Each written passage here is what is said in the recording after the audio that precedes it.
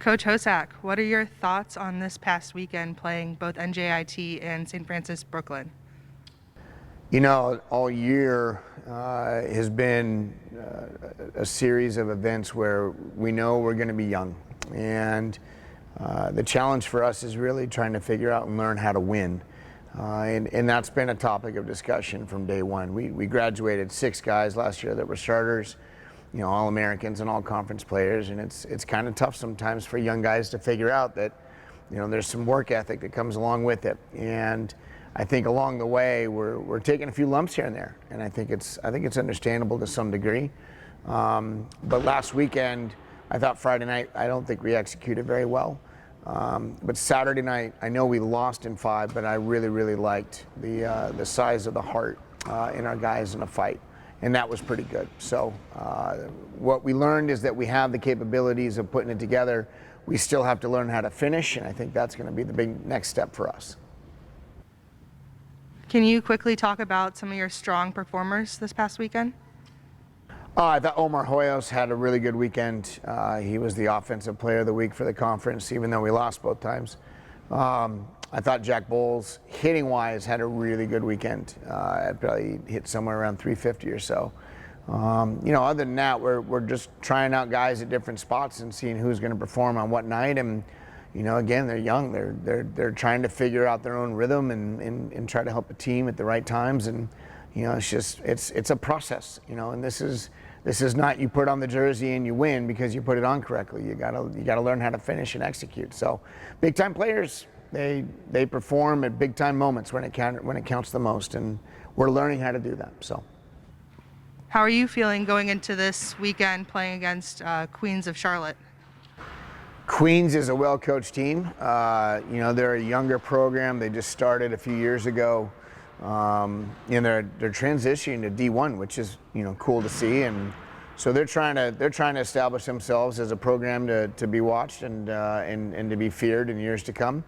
I like our chances if we do all the things we're supposed to do. You know, if we're playing with high energy and we're communicating on the broken plays and, you know, making all the little adjustments that we've been talking about the last few weeks, I like our chances against anybody. But, you know, it's a home match, finally back at home and comfortable, and, you know, at least we know the surroundings and we're sleeping in our own bed, and hopefully that helps out a little bit. So.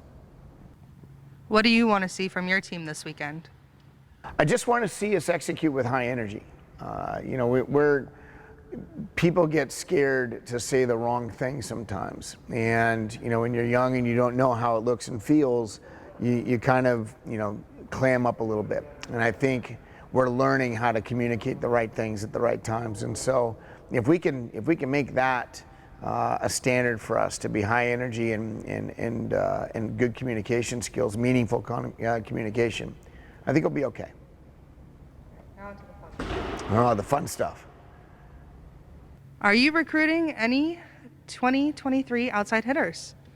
Yeah, we're looking. I'm not allowed by the NCAA to mention any names, but we're definitely looking at a few, and you know, got our eyes on a couple of them. But you know, the reality is you know, we don't get everybody that we talk to, so we got to make sure we keep communication open with a lot of people around the country. But yeah, we got our eyes on a few. All right, this question comes from Nick Dunkling.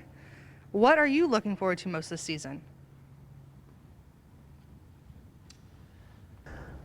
What am I looking forward to? That's a really good question. I'll tell you what I'm not looking forward to is the season to end. Only because I see so many light bulb moments.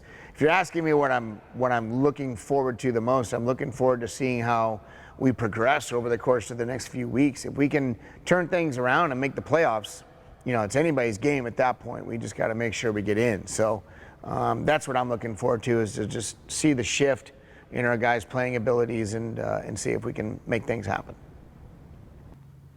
Caitlin's question to you is, what is the best way to work on defense? Yeah, so you could block train stuff, but really the best way to train defense is put the defenders in game-like situations as often as possible and train at a fast pace. We don't want to train at a slow pace, because then you're training yourself to see things at a slower scale, and you got to react quickly when you're on defense. So, a couple of things that we keep as true statements for our gym is, one, we want to be stopped at the moment of contact when the hitter has the ball in the ball in their hands. We want to move quickly and efficiently and not go up and down while we do it, but stay loaded and ready to go. We do those two things, good things will happen around it. So those are probably the best ways, I think.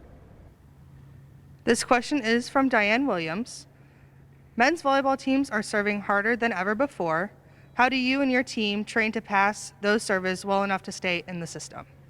Well, it's difficult when you only have a few players that can hit at the high numbers consistently. When you have a roster of 25 guys and 10 of them can bring it on any given day, that it's easy to get that kind of rep from a live hand or live arm on a regular basis. But when you've only got a handful that can do that, and then those guys are the ones that are starters and they're not serving against each other, you got to mix some things up a little bit. We do a lot of machine work. We bring the machine closer into the court. We put it on boxes to make it higher. We do all that stuff that tries to simulate it as much as possible. You're never really going to perfect a non-live attacker and a live server, but getting on the machine saves the jump count for a lot of guys. We do a lot of work all week long on various things, so we want to save it as much as possible when we can. And its consistency is obviously much higher than some of the guys when they're serving. If they're bringing it up in the mid-60s to high 60s, your error rate starts to go up, whereas with the machine, we can keep it at a relatively low number, or 0, and we like that. Emily Kay wants to know what your recruiting tips are. Recruiting tips.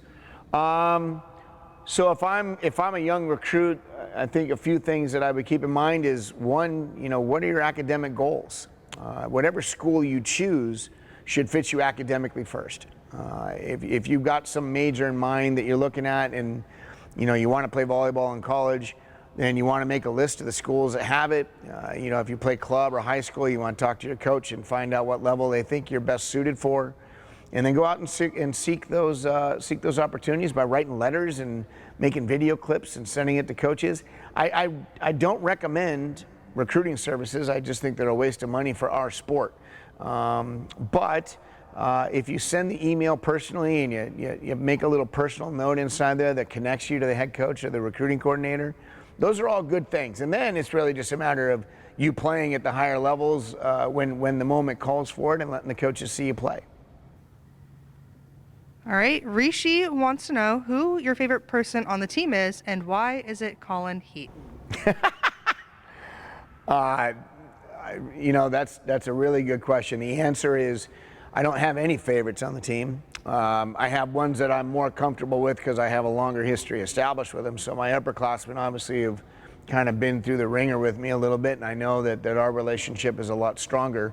But they're all great kids. I try to recruit personalities, and I try to recruit good human beings, and it's a wonderful job that I have, because it's not really just a volleyball coach, it's kind of a life coach of sorts, and I'm really just in the people business. So I'm lucky I get to hang out with 18 to 20 of my favorite people in the world every single day. That's pretty cool. Okay, last but certainly not least, this question comes from Alex P. Who is your favorite surfboard model? Who or what? Just says favorite surfboard model. Favorite surfboard model. So back in the day, I used to shape surfboards. I used to own a company when I lived in California. And I used to shape a lot. I had my favorite shape that I made all the time was a 6'5" double bump swallow.